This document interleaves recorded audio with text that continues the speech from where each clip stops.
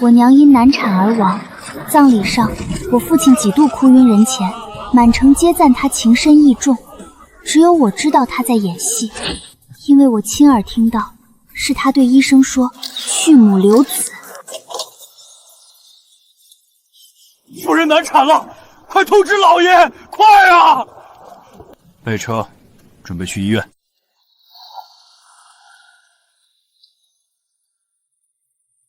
把大小姐带回房里去。我也要去医院看娘，娘流了好多血。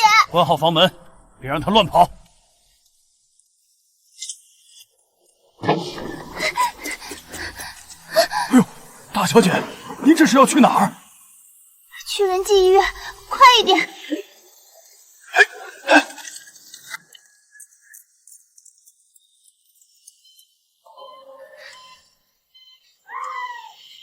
医生，孩子一定得保住。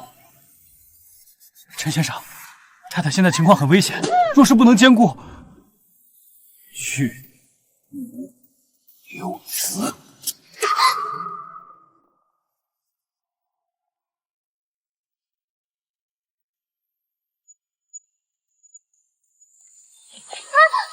你怎么会在这里？爹，我只是想见娘。送他回去，严加管束。若不听话，不必客气。安静，再发出一丁点声音，你这辈子都别想再见到他。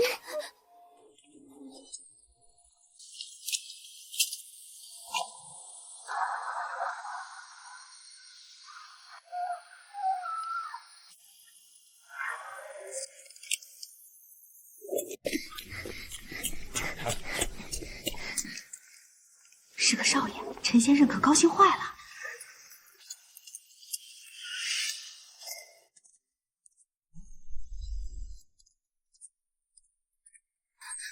妈妈，你醒醒！这不是难产，娘分明是中了毒。拉开！是你害死了娘！你让医生去母留子！大小姐疯魔了。带回去关起来，不准放出来。是我没照看好的。陈先生节哀，侄子这是魔障啊！去母留子。陈先生在灵堂又晕过去一回，哭得嗓子都哑了。谁不夸老爷是有情有义的真汉子？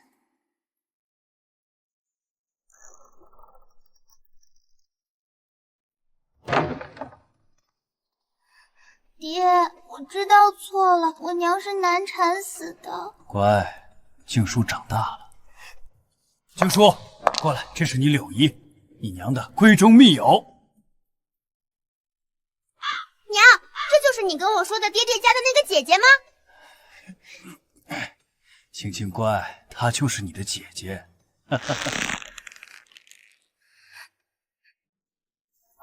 这些旧字画都撤了，换洋货。走，这些旧人伺候的不周全，打发了吧。换上我从娘家带来的。不到半年，厨娘、门房、贴身丫鬟全换了，整个陈公馆被柳如霜像水洗过一样，再找不出半分娘的痕迹。这府里的规矩得重新立。安哥儿别怕，姐姐在。娘，你用命换下的孩子，我定会护他周全。这些都是叔叔爱吃的，我这做继母的总怕亏待了他。柳太太真是慈母心肠啊。那便先告辞了，家中还有事，回见。小心送送夫人。是。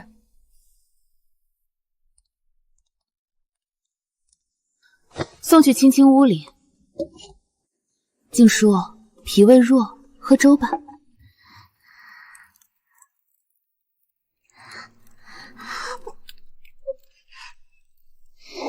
大家快来看啊！大姐偷馒头了！太太，你瞧瞧，咱们大姐竟学会当贼了！静书，到底是我教导无方，竟让你变得这般没规矩，爱贪嘴。爹，柳姨可口一时，我真的好饿。柳姨掏心掏肺对你，你不但不感恩，还编排荤话污蔑她。出去！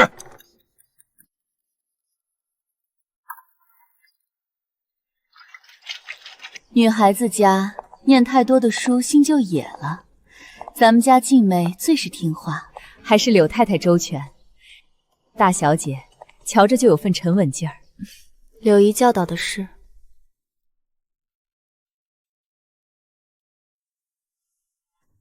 Yes, teacher. I prefer Choban style. 真是才貌双全。柳青青能说一口流利的英文，我连报纸都认不全。柳青青在宴会上弹琴，我在后院洗衣服，我无所谓。老先生，趁热吃。难为你了，大姐儿。老朽这把骨头早该喂狗了。你看这笔，茶叶进价报高了30%，这30%全进了陈敬堂自己的私库，这是老太爷留下的真账。这套暗码只有你我认得，柳如霜只会当是鬼画符。洋行的账目，茶叶布利的行情，陈公馆的所有命门，现在都在我脑子里。大姐，这花是在下特意给您摘的，衬您的肤色。柳如霜变了法子要回我，这些伙计一个赛一个的殷勤，有人送花，有人递情诗。小姐，柳太太管你管得严，跟了我吧，我带你私奔去上海，咱们过自由日子。哪来的登徒子，想坏我名声？滚出去！滚出去！爹，这是柳姨派进院子的伙计送的。既然府里规矩散了，还是爹亲自处置吧。静书这孩子大了心思就野了，那些年轻男人不过是路过，他竟也……唉，是我这当继母的没福气，管不住。听说了，苏家大姐水性养花，见着男人就迈不动腿，真是丢尽了苏老爷子的脸。看，就是他，还没出嫁，名声就烂透了。嘴长在别人身上，辩解有用吗？少爷，这把要是赢了，这堆金沙可全是您的。好，我要大。少爷真有魄力，输了也没事儿，明儿柳太太还会给您点心钱的。治安，过来，按住。大小姐饶命，是太太让我们做的。教唆主家幼子，废了这双手，算我给柳姨积德。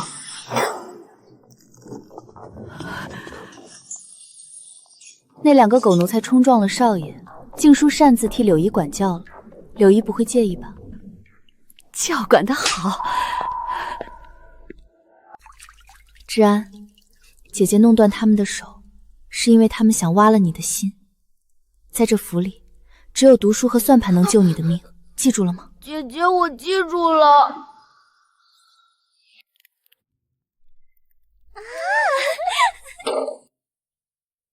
太太说怕少爷无聊，打发我们来陪少爷解闷儿。解闷？治安才7岁，柳姨真是体贴到了骨子里。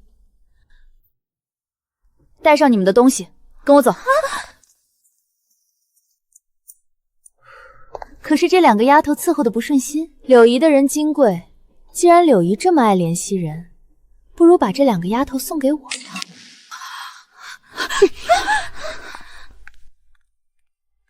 西北张大帅缺个田旁，虽说远点儿，可嫁过去就是军阀阔太太，不亏。地方越远越好，只有嫁得远，陈家的脸面才保得住。柳如霜，你当年杀了我娘，现在又想杀我。少帅萧景琰手段狠辣，江北5州无不臣服，招的是学生，选的是新夫人。青青放心，江城女师的名额，爹早就给你备好了。陈敬堂手里只有1个名额，他绝不会给我这个名声败坏的弃子。柳青青，你想要的名额，我苏静书抢定了。这不仅是学校，这是我唯一的活路。把陈志安送到南京的金陵中学，给他备足10年读书的费用。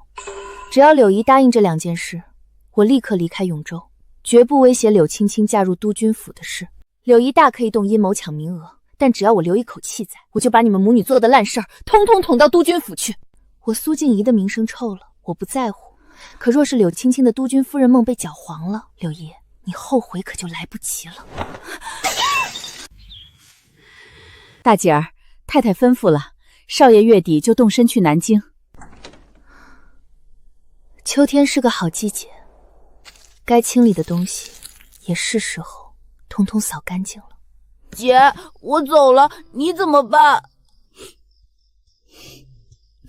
姐在家里等你啊，等你长大了再回来接姐姐去过好日子。姐，你等我5年，我一定出人头地。治安，你听好，到了南京，把柳如霜派去的所有人都打发掉，一个不留，重新找你信得过的人。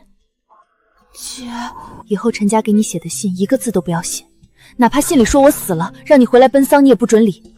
在那儿安心读书，等你真的长大了，才能护住我。记住了吗？我记住了。姐，你等我。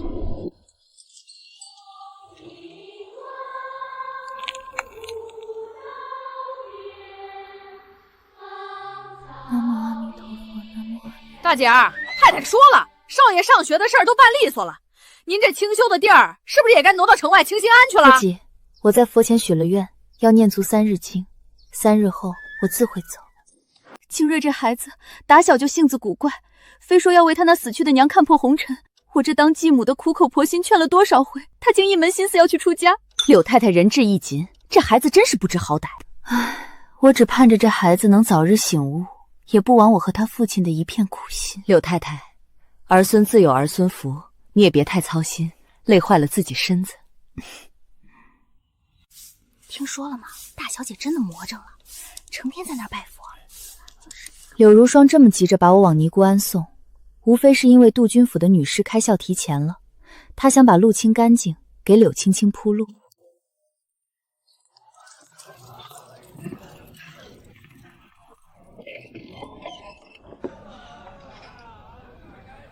大小姐，按您的吩咐，车3日后在城外枫林渡等候，司机是我的本家亲戚。这是假路纸，上面的名字叫苏婉，去江城投亲的女学生。多谢叔叔，苏静默已经死了。娘，我一定会好好活下去。柳如霜，3天后，你给我准备了什么大礼呢？大小姐坐稳了，有劫匪！大小姐坐稳了，有劫匪！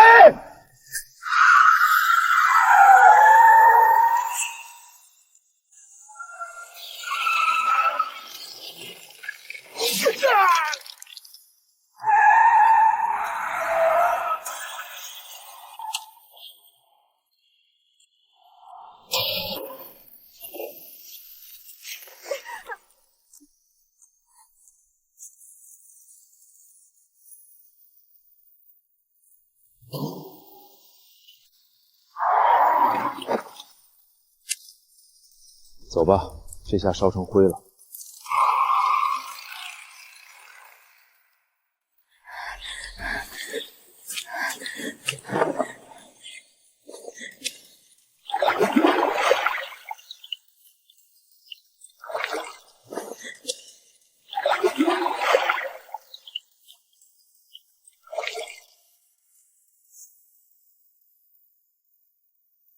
苏静书已经死了，陈敬堂、柳如霜，你们的噩梦才刚刚开始。后外，永州千金马车坠崖，尸骨无存。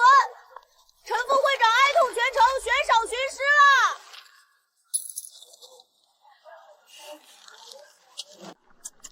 听说那柳太太哭得几度昏死，真是慈母心肠，可怜啊！陈先生也是至情至性，家门不幸，那么大一份家业，没丁火喽。哭得几度昏厥。柳如霜，你的演技倒是一如既往的好。柳如霜，你的演技倒是一如既往的好。计划成功了一半，既然全天下都以为苏静师死了，他们就不会再防备一个死人。陈敬堂、柳如霜，你们现在正忙着把柳青青送进督军府吧？那咱们督军府见。我在等一个人，方仲如，督军府秘书长。老账房说过，方仲如出身苏家学徒，外公当年资助他求学，外公死时，他跪在灵前连磕3个头，哭得比亲儿子还痛。外公说他是个知恩图报的人，这一句我赌他的良心。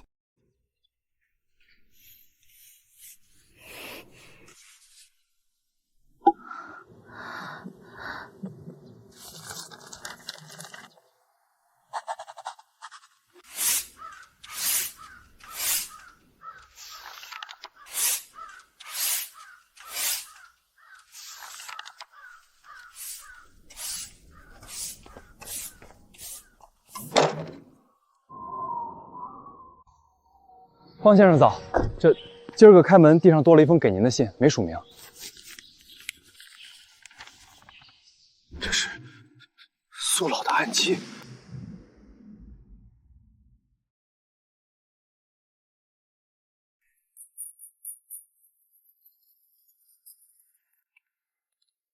苏老先生向您问好。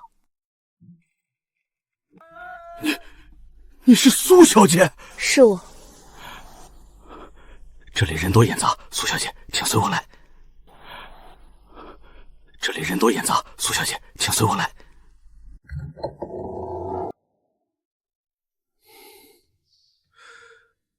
你和你娘长得真像。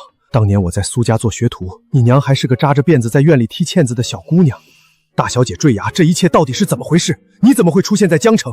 我娘不是难产，陈敬堂在产房外亲口对稳婆说，去母留子。外公死得蹊跷，我娘死于剧毒，陈敬堂吞了苏家家产，柳如霜虐待幼子。这次我去清心庵马车坠崖，正是陈敬堂安排的死局。若不是我命大，现在方先生见到的该是乱葬岗的一具烂肉。好一个陈敬堂！若不是我命大，现在方先生见到的该是乱葬岗的一具烂肉。好一个陈敬堂！苏老太爷当年当真是养了一头吃人的恶狼。苏静茹死而复生，只为讨债，还请方先生看在当年外公的根情上，帮静茹一把。江北督军府的水深不见底，这孩子是要拿命在搏。你冒死来找我，是想让我动用手里的兵帮你报仇？不，我想请方先生帮我进督军府。我听说少帅正在筹办江北女子师范学堂，方先生贵为督军府秘书长，拿一个入学名额，想必不难。你要进督军府，你可知那是什么地方？那是吃人不吐骨头的深潭。你要进督军府，你可知那是什么地方？那是吃人不吐骨头的深潭。方先生虽位高权重，但如今江北商会已是陈敬堂的天下，他那生意场上的卑劣手段，先生想必早有领教。陈敬健在不动写时时机未到，等他羽翼丰满，定会铲除所有苏家旧部，而先生永远是他心里的一根刺。与其坐以待毙，不如主动出击。如果苏静曼能进督军府，并在少帅身边站稳脚跟，届时先生便有了最硬的靠山。你比陈敬堂那个蠢货聪明出100倍。方先生请放心，我不要荣华富贵，只要一个在少帅身边争位的机会，我定不会让先生犯险。好，这名额我给你。好，这名额我给你。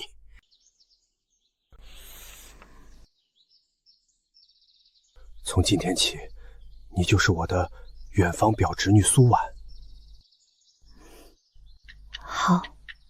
看一看，瞧一瞧，督军府女校今日开考，300名媛共争少帅门生。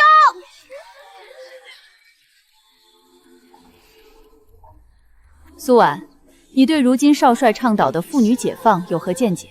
解放不仅在于剪短发、易华服，更在于女子应如少帅所言，拥有独立的人格与撑起家业的脊梁。倒是有些见识。若是家国遭难，你这一身书生骨可能派上用场。若是家国遭难，你这一身书生骨可能派上用场。家国若乱，女子亦可为刃，杀贼寇，轻击毙，死而无憾。我国出事了，以后说不定能常见到少帅呢。出事只是入场券，柳青青、陈敬堂，好戏正式开台了。青青，你这身衣服是上海最新款吧？真漂亮。媳妇特意托人从洋行定做的。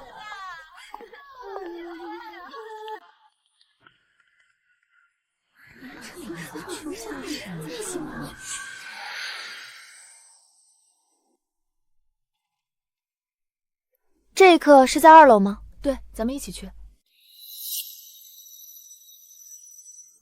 这一课是在2楼吗？对，咱们一起去。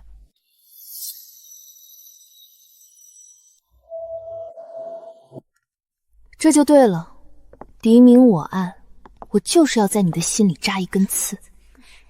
柳青青，你尽管出手，你只要动了，我就能送你全家入地狱。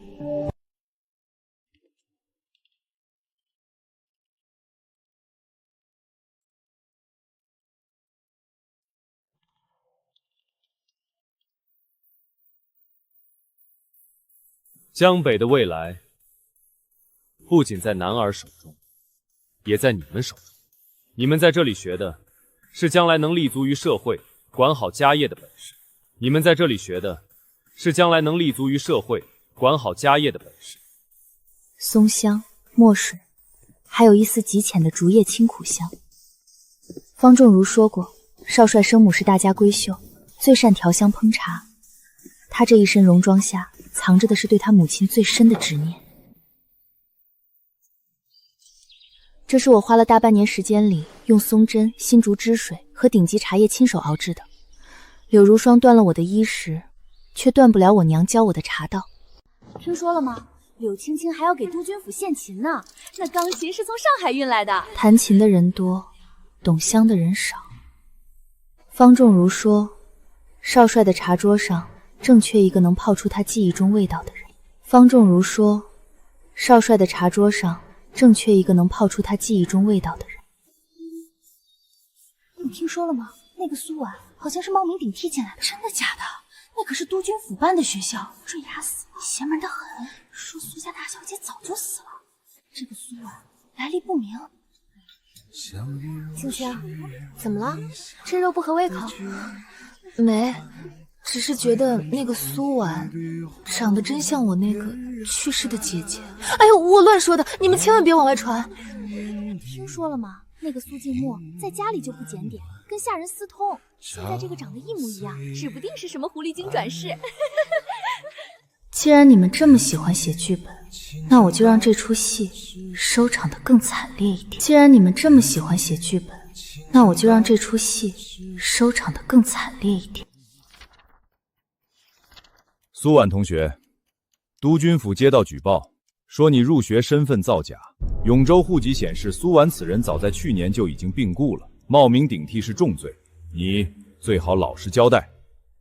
赵先生，永州地界大，跟我长得像的人不少，那位病故的苏小姐我并不认识。哦，那你怎么证明你就是苏婉？我确实是永州苏家人，先生若疑，大可核实。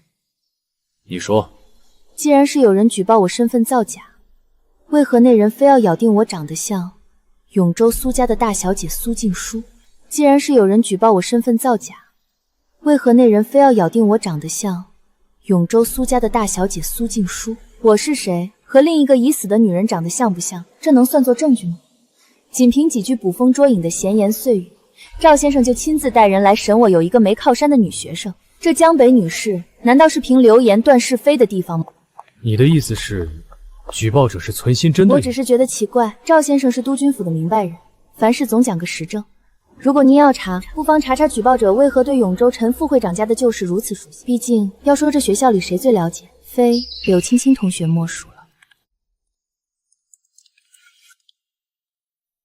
柳青青6岁才进成公馆，只要有人愿意去永州撬开那帮商会老人的嘴，丑事根本藏不住。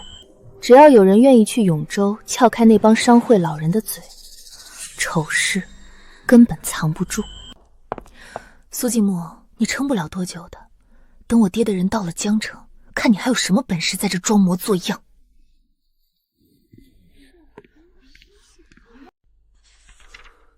赢家从不靠嘴上成名，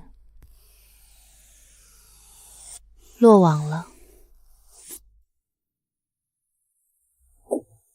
苏婉、柳青青、周曼，明日辰时，小礼堂为督军奉茶。这是少帅亲自点的将，他虽没说明，但这茶道考核实则是要选身边亲近的人。不是选茶，是步步为营，是选心。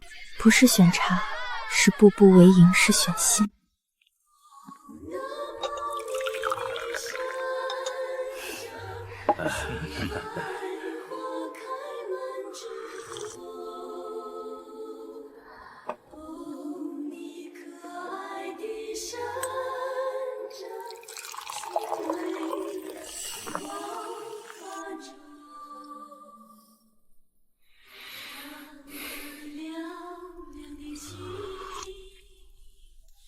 你叫什么名字？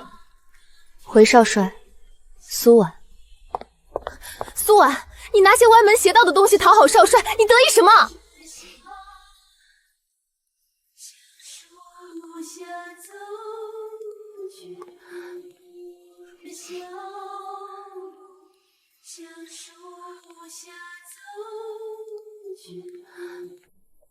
老先生，您再仔细瞧瞧，这出生日子对得上吗？柳如霜进陈家门那天，这孩子都6岁了，那时候陈家原配才刚走呢。苏婉，你叹什么气啊？没什么，只是觉得青青也是个可怜人，他娘当年的处境想必很艰难。艰难？你是不是知道什么内幕？听说了吗？她是外室养的私生女，原配死了才扶正的。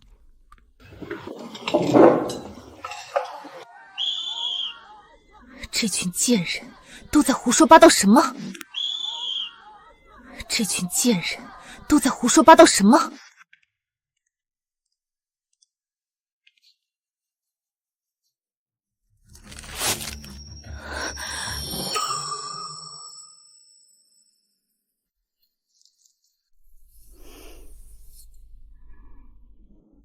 柳青青，这只是你们欠我娘欠我的第1笔利息。天哪，苏婉居然是第1，柳青青才第4。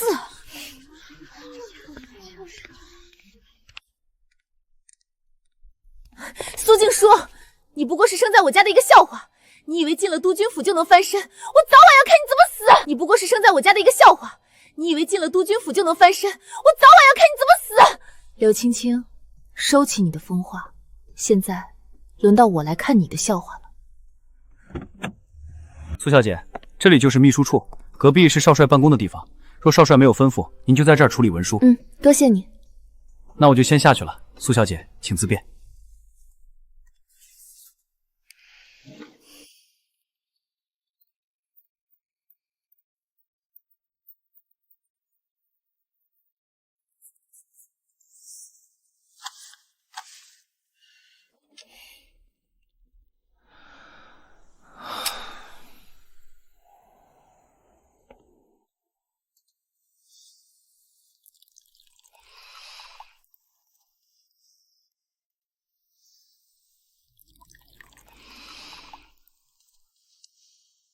又是这股味道。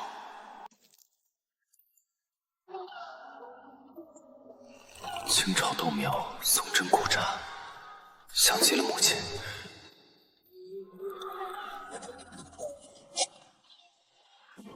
萧景琰，这世间山珍海味再多，也抵不过童年里的那一口饭香。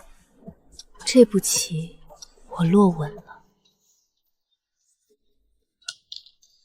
苏小姐，你知道你泡的茶很像一个人泡的吗？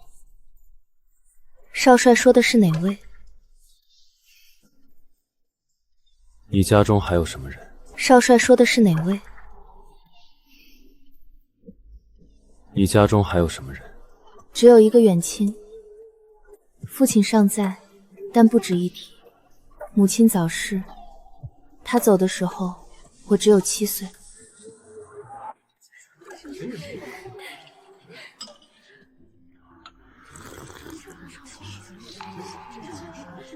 这茶只有苏文书套得出来。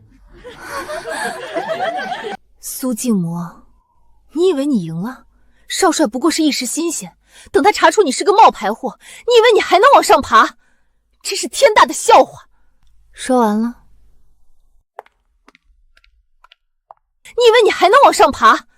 真是天大的笑话！说完了。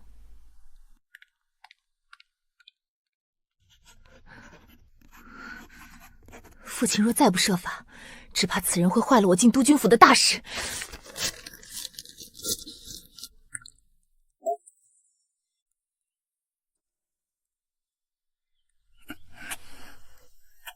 还是你这儿清静。老爷说笑了，太太那边只是担心老爷的身体，才急了些。哼！陈景堂，你竟敢在外面养这种狐妹子！带上人，去把那小公馆给我堵了！带上人，去把那小公馆给我堵了！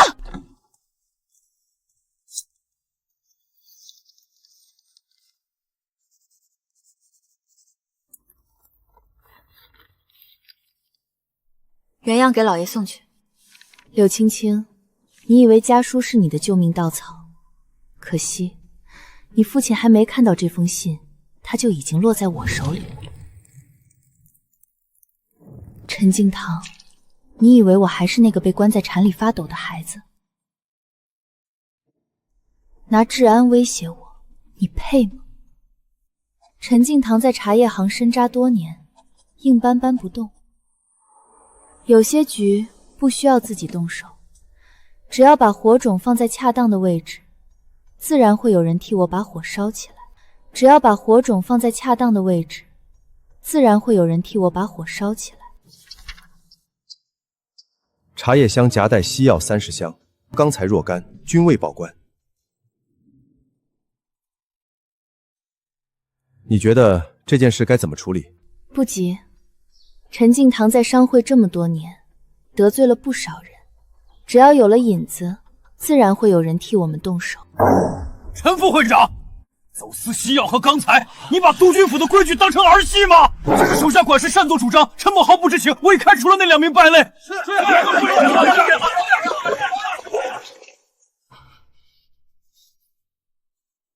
号外号外，陈家走私烟土喽！号外号外，陈家走私烟土喽！听说那陈敬堂表面做茶叶，背地里在运云土呢。嘿，丧尽天良！这种人就该吃枪子儿。罚款只是切肤之痛，烟土案才是要你陈敬堂命的断头台。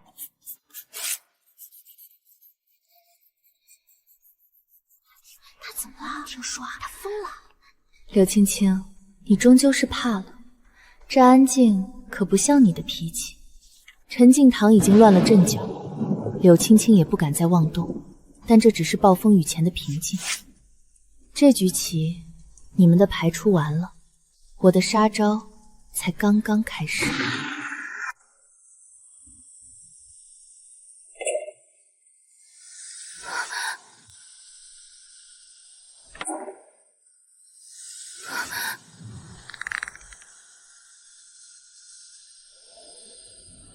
你为什么要进督军府？我进督军府是为了保命。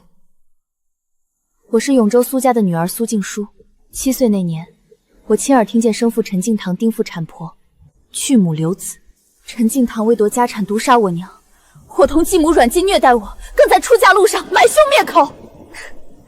我是死过一次的人，改名换姓，是因为这世上只有督军府那条毒蛇的手才伸不进来。所以那天你奉的茶，茶膏是我母亲生前教我的，松针竹叶的味道是她的遗物。茶膏是我母亲生前教我的，松针竹叶的味道是她的遗物。我用它接近少帅，存了私心，心不成，请少帅降罪。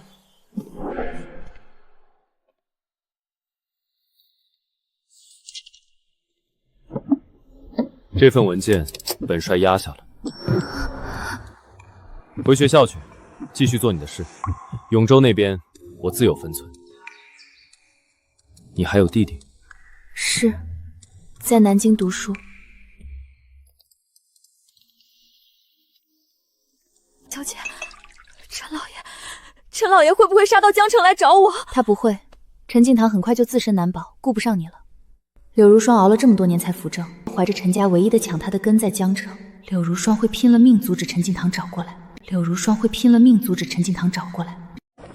陈敬堂，你疯了！你拿着全家人的命去逼少帅做选择？陆静梅那个祸害不死，青青就没出路。蠢货，这份协查函若是扳不倒苏静梅，就会变成勒死陈家的绳索。柳如霜气得卧床不起，陈敬堂开始酗酒缺席商会，这2条毒蛇终于开始互相啃噬了。梅姨，这孩子你想生下来吗？那就生。这孩子姓陈，是陈家的血脉，只要有他在，柳如霜这辈子就别想安生。号外号外，永州商会副会长连日酗酒，商会大权移江一总。号外号外，永州商会副会长连日酗酒，商会大权移江一总。陈敬堂，这颗棋子是你自己亲手系在脖子上的，这戏才刚刚入戏。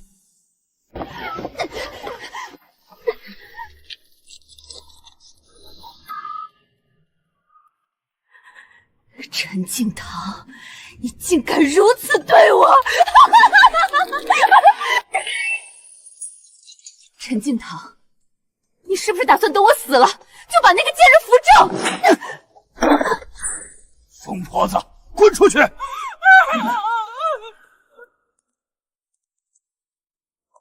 刘太太，请问陈副会长真的家暴养歪是吗？刘太太，请问陈副会长真的家暴养歪是吗？陈敬堂亲手侮辱虐待发妻，让外事害命，你们要为太太做主啊！号外号外！永州某副会长家宅不宁，发妻遭家暴入院。你替他除掉了苏念坛，下一个就轮到你。苏念坛的下场就是你的下场。苏念坛，下一个是我。票买好了吗？买好了，后天一早去上海的单程票。陈敬堂这条毒蛇，我必须跑。买好了，后天一早去上海的单程票。陈敬堂这条毒蛇，我必须跑。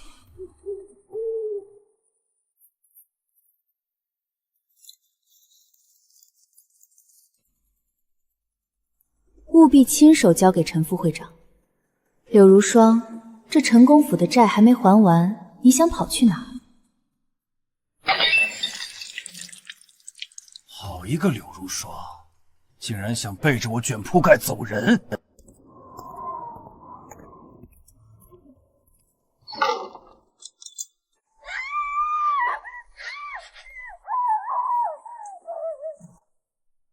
太太昨晚旧疾复发，需要静养。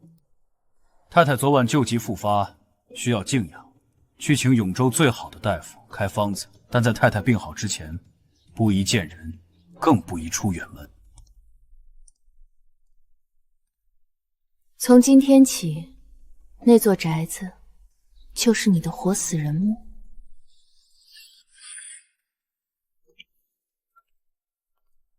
苏婉，把这几份物资调配记录和商号合作账目核对清楚，抄好送礼。是。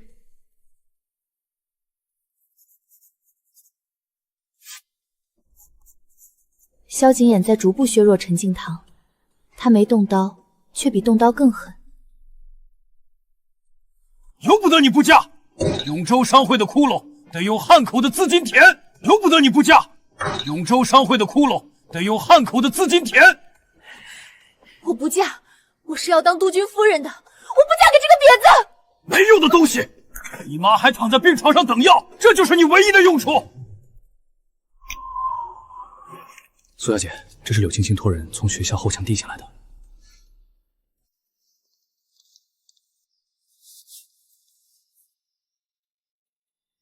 柳青青，你终究是走投无路了，才会想起我是个女人，也是你的姐姐。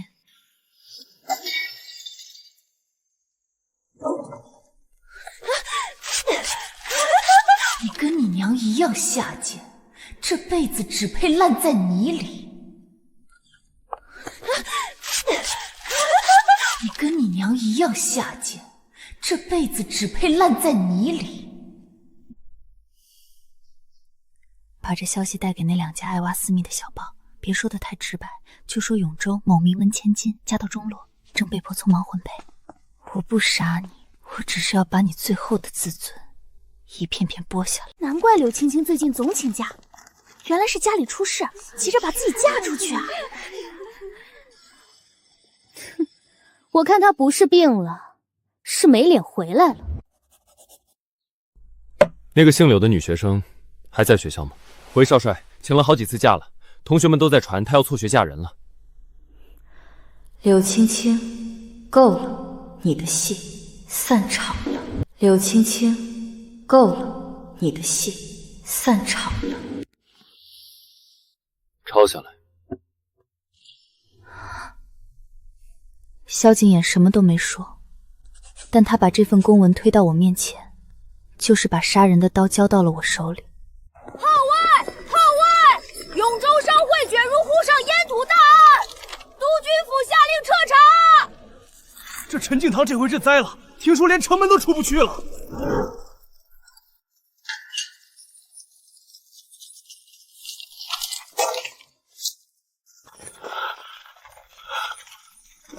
查！过去5年的账目，一页都不准漏。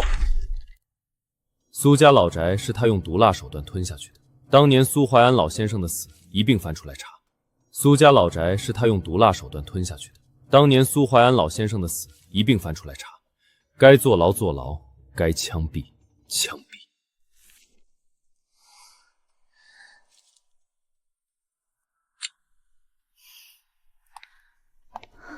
外公、娘，你们看到了吗？从7岁到19岁，12年了，我终于等到了这一天。陈敬堂因涉嫌走私、偷税漏税，于今日正式收押，另查明其妻柳如霜涉嫌教宗杀人，已被带走调查。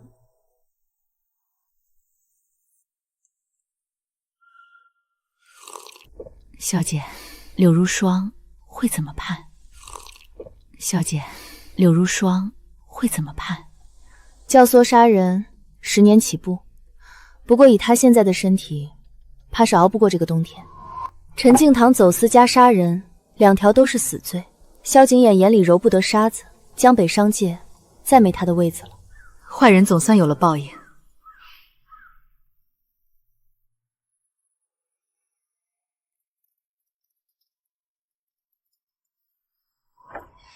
这柳小姐招呼都不打就走了，听说她家里出了大事儿，脸白得跟鬼一样。有人说你回永州打官司，有人说你投奔了那个跛子，还有人说你在上海给人端茶倒水。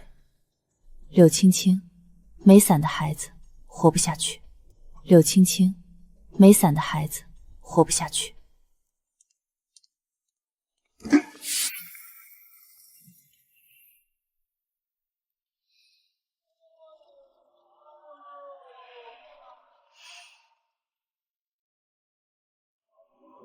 第一次来时，我是求生的孤魂，现在我是苏家的归人。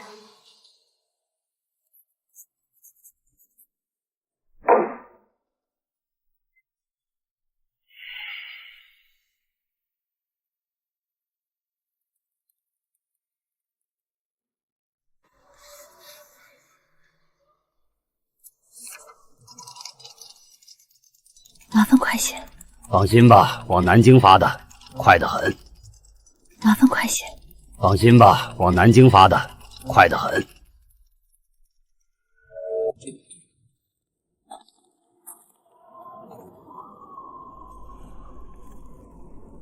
娘，外公，终于结束了，咱们回家了。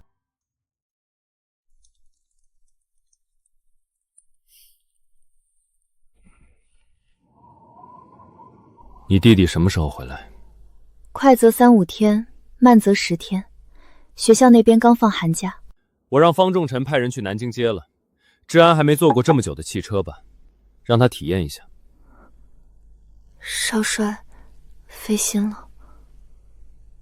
还有一件事，需要你签字。还有一件事，需要你签字。怎么？嫌月薪30块银元太少？不是嫌少，是在想雇个好的文书先生都要涨价，我是不是该跟少帅开口加薪？等转正了再说。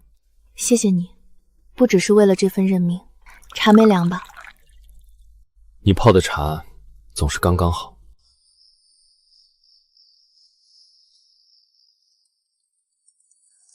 这是治安最爱吃的酥饼。也不知道这孩子变成了什么样。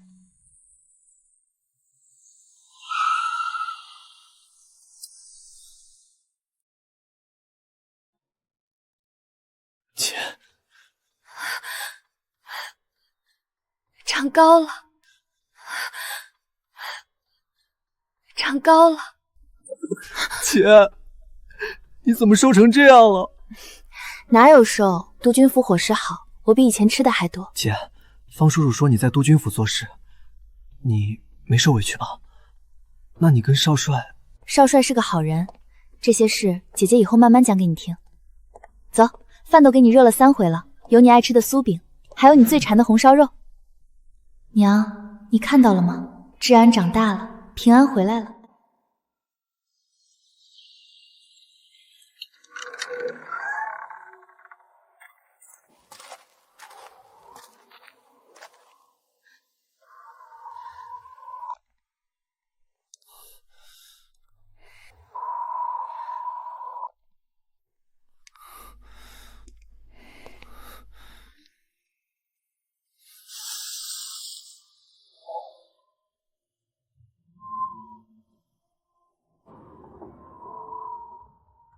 姐，咱们去给娘上炷香吧。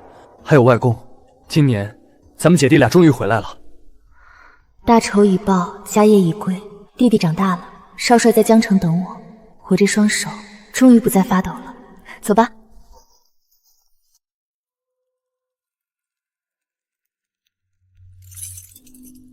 苏家，交给你了。